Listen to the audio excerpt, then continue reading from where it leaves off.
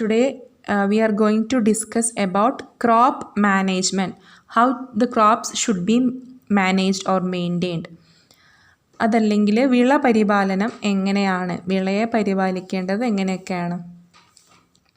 So look at the thoughts of a farmer about improving the yield. വിളവെടുപ്പിന് ഒരു കർഷകൻ ചിന്തിക്കുന്നത് എന്തെല്ലാമാണെന്നാണ് ഈ ഒരു ചിത്രത്തിൽ കാണിച്ചിട്ടുള്ളത്. So what does he says?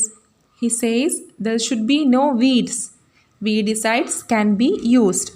There should be no weeds. Weeds ഉണ്ടാവരുത്. വീഡ്സ് എന്ന് പറഞ്ഞാൽ കളകൾ ഉണ്ടാവരുത്. കളകൾ എന്താണെന്നറിയില്ല, നമ്മൾ ചെടികളുടെ ഇടയിലൊക്കെ ആവശ്യമില്ലാണ്ട് വളരുന്ന, അതിൻ്റെ ഇടയിലൊക്കെ വളരുന്ന ചെടികളില്ലേ, നമ്മൾ നട്ട് വളർത്തുന്നതല്ല, പക്ഷേ അതിനൊപ്പം തന്നെ വളരുന്ന ചെറിയ കുഞ്ഞു കുഞ്ഞു ചെടികളുണ്ടാവും. അതാണ് കളകൾ എന്ന് പറയുന്നത്, അല്ലെങ്കിൽ വീഡ്സ് എന്ന് പറയണം. വീഡ്സ് ഉണ്ടാവരുത്. അതുകൊണ്ട് നമ്മൾ എന്ത് ഉപയോഗിക്കണം? വീഡിസൈഡ്സ് ഉപയോഗിക്കണം, കളനാശിനികൾ ഉപയോഗിക്കണം. Then he says there should be no diseases or pesticides should be sprayed. അല്ലെ, രോഗങ്ങളും കീടങ്ങളും ഒന്നും ഉണ്ടാവരുത്. അതുകൊണ്ട് നമ്മൾ എന്ത് യൂസ് ചെയ്യണം? പെസ്റ്റിസൈഡ്സ് യൂസ് ചെയ്യണം. പെസ്റ്റിസൈഡ്സ് അല്ലെങ്കിൽ കീടനാശിനി ഉപയോഗിക്കണം. അപ്പോൾ പെസ്റ്റ് എന്ന് പറഞ്ഞാൽ എന്താണ്? പെസ്റ്റ് എന്ന് പറഞ്ഞിട്ടുണ്ടെങ്കിൽ they are small animals or insects which attacks crops. അല്ല, ചെടികളെ അറ്റാക്ക് ചെയ്യുന്ന ഇൻസെക്റ്റിനെയും ആനിമൽസിനെയൊക്കെയാണ് പെസ്റ്റ് എന്ന് പറയണത്. ഈ പെസ്റ്റിനെതിരെയായിട്ട് നമ്മൾ പെസ്റ്റിസൈഡ്സ് യൂസ് ചെയ്യണം. പെസ്റ്റിസൈഡ് അല്ലെങ്കിൽ കീടനാശിനി ഉപയോഗിക്കണം. ഇനി പിന്നെ അയാൾ എന്താ പറയണത്? There should be no fall in the yield. Chemical fertilisers should be used. വിളവിൽ കുറവുണ്ടാവരുത്, ഈൽഡിലൊന്നും കുറവുണ്ടാവരുത്. അതുകൊണ്ട് നമ്മൾ കെമിക്കൽ ഫെർട്ടിലൈസേഴ്സ് യൂസ് ചെയ്യണം. ഫെർട്ടിലൈസർ എന്ന് പറഞ്ഞാൽ എന്താണ്? ഫെർട്ടിലൈസർ, വളങ്ങൾ. കെമിക്കൽ ഫെർട്ടിലൈസർ എന്ന് പറഞ്ഞാൽ രാസവളങ്ങൾ അല്ലെങ്കിൽ കെമിക്കൽ ആഡ് ചെയ്തിട്ടുള്ള വളങ്ങൾ, അത് നമ്മൾ ഉപയോഗിക്കണം. നമ്മൾ എന്താ പറയണത്? ഫാർമർ പറയണത് കെമിക്കൽ ഫെർട്ടിലൈസേഴ്സ് ഉപയോഗിക്കണം എന്നാണ്. രാസവളങ്ങൾ ഉപയോഗിച്ചാൽ മാത്രമേ നമുക്ക് നല്ല വിള ലഭിക്കുകയുള്ളൂ എന്നാണ് ഫാർമറുടെ അഭിപ്രായം. So are the decisions of the farmer beneficial? Discuss. Farmer എടുത്ത തീരുമാനം ഗുണകരമാണോ? നിങ്ങൾക്ക് എന്താ തോന്നുന്നത്? What kind of decision should the farmer take? Shouldn't we promote the use of fertilizers and pesticides that are not harmful to nature? അപ്പോൾ ഏത് തരത്തിലുള്ള തീരുമാനമാണ് കർഷകൻ എടുക്കേണ്ടത്? അപ്പോൾ കർഷകൻ പറഞ്ഞു ഫെർട്ടിലൈസേഴ്സും പെസ്റ്റിസൈഡ്സൊക്കെ യൂസ് ചെയ്യണം എന്നല്ലേ, വളങ്ങളും കീടനാശിനികളൊക്കെ യൂസ് ചെയ്യണം. അപ്പോൾ എങ്ങനെയുള്ള വളങ്ങളും കീടനാശിനികളുമാണ് കർഷകൻ യൂസ് ചെയ്യേണ്ടത്?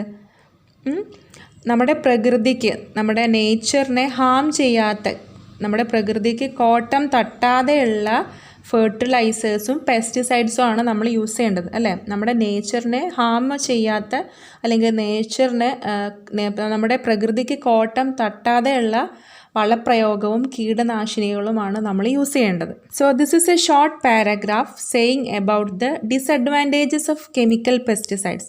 കെമിക്കൽ പെസ്റ്റിസൈഡ്സും ഫെർട്ടിലൈസേഴ്സും ഒക്കെ ഉപയോഗിക്കുന്നത് കൊണ്ടുള്ള ഡിസഡ്വാൻറ്റേജസ് ആണ് ഈ ഒരു പാരഗ്രാഫിൽ പറയണത്. ഇപ്പം നമുക്കറിയാം കെമിക്കൽ ഫെർട്ടിലൈസേഴ്സ്, കെമിക്കൽ പെസ്റ്റിസൈഡ്സ് എന്നൊക്കെ പറയണത് അത് കെമിക്കൽസ് ആണ്, അല്ലേ? സോ ഒബ്വിയസ്ലി ഒരിക്കലും നമ്മളെ നേച്ചറിന് അത് യൂസ്ഫുൾ അല്ല. അത് ഇൻസെക്ട്സിനെ കൊല്ലുമായിരിക്കും, പക്ഷെ എന്നിരുന്നാൽ പോലും അത് നമ്മുടെ മണ്ണിനെയും നമ്മുടെ പ്രകൃതിയൊക്കെ വളരെ ദോഷകരമായി ബാധിക്കുന്നുണ്ട്. അതാണ് ഈ ഒരു പാരഗ്രാഫിൽ പറയണത്. നമുക്കിതൊന്ന് വായിക്കാം.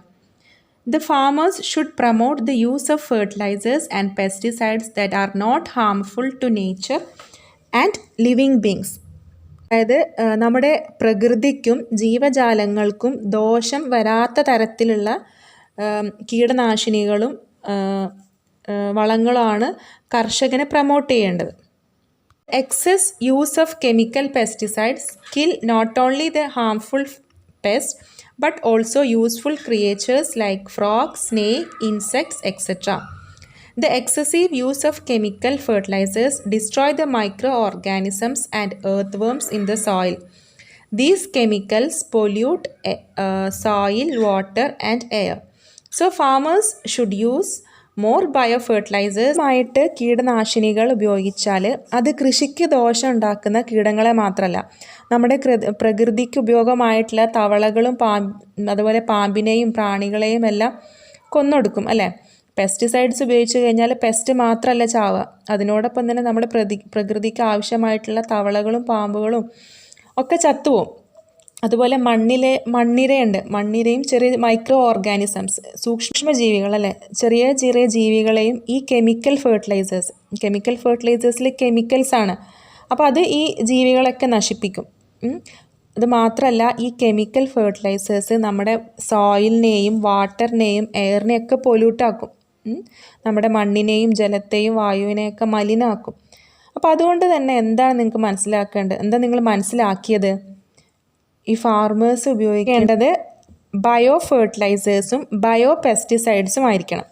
ബയോ ഫെർട്ടിലൈസേഴ്സ് എന്ന് പറഞ്ഞിട്ടുണ്ടെങ്കിൽ ജൈവ വളങ്ങളും, ബയോ പെസ്റ്റിസൈഡ്സ് എന്ന് പറഞ്ഞാൽ ജൈവ കീടനാശിനികളും.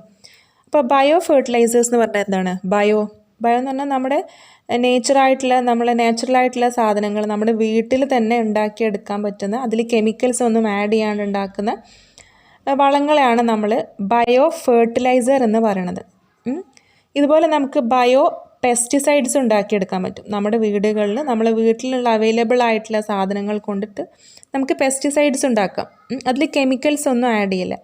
അപ്പോൾ ഇങ്ങനെ ബയോ ഫെർട്ടിലൈസേഴ്സും ബയോ പെസ്റ്റിസൈഡ്സ് ഉപയോഗിച്ചിട്ടുണ്ടെങ്കിൽ എന്താണ്, നമ്മുടെ നേച്ചറിലുള്ള ഓർഗാനിസംസിനും സോയിലിനും ഒന്നും ഒരു ദോഷം ഉണ്ടാവില്ല. Now we want to learn about bio pesticides.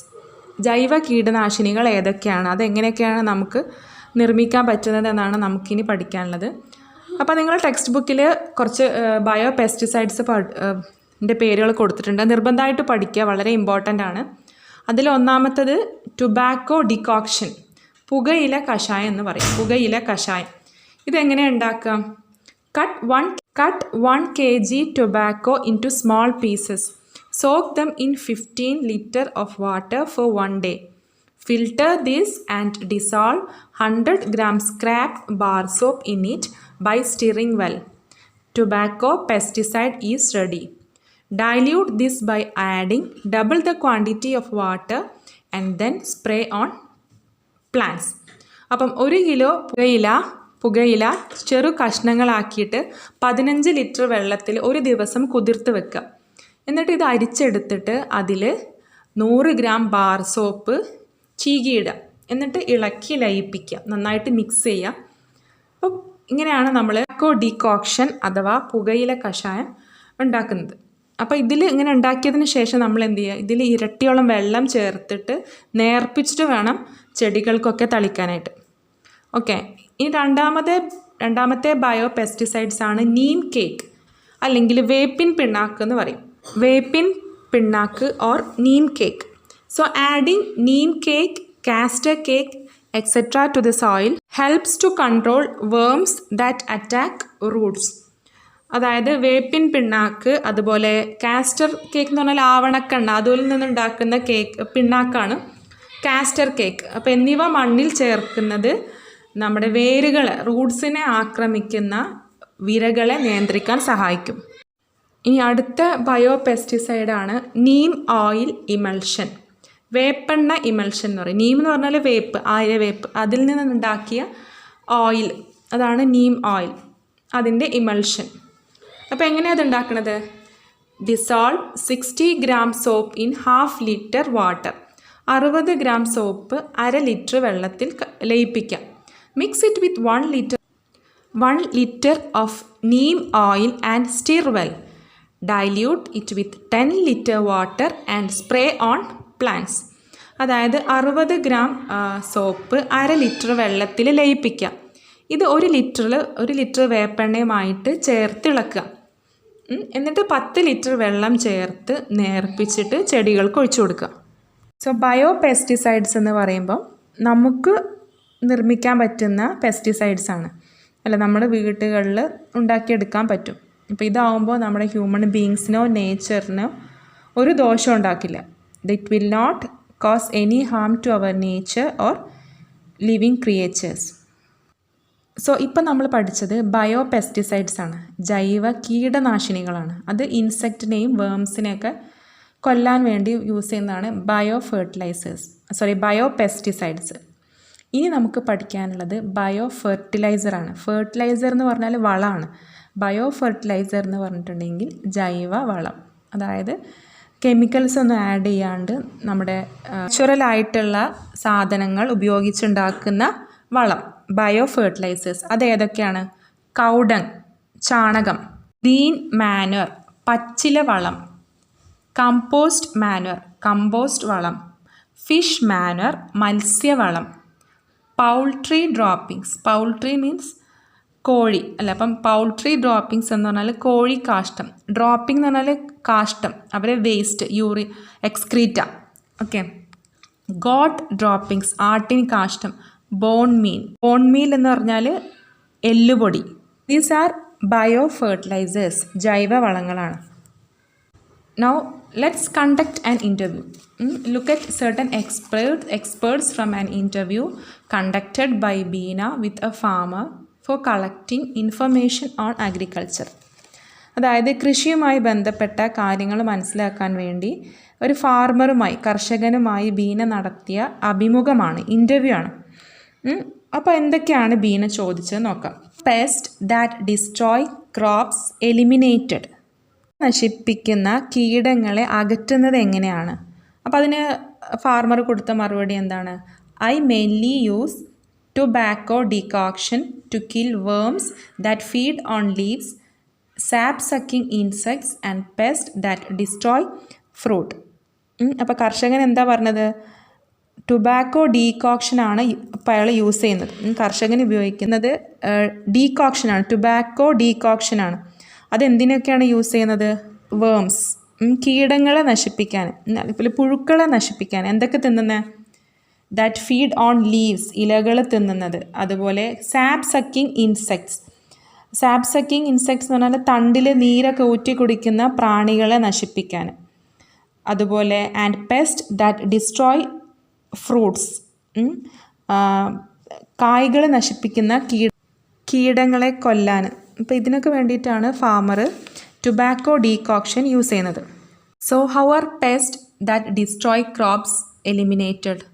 ക്രോപ്സിനെ നശിപ്പിക്കുന്ന പെസ്റ്റിനെ എങ്ങനെ ഒഴിവാക്കാൻ പറ്റും, എങ്ങനെ റിമൂവ് ചെയ്യാൻ പറ്റും? By using tobacco decoction. എന്താണ് ബീന ചോദിക്കുന്നത്?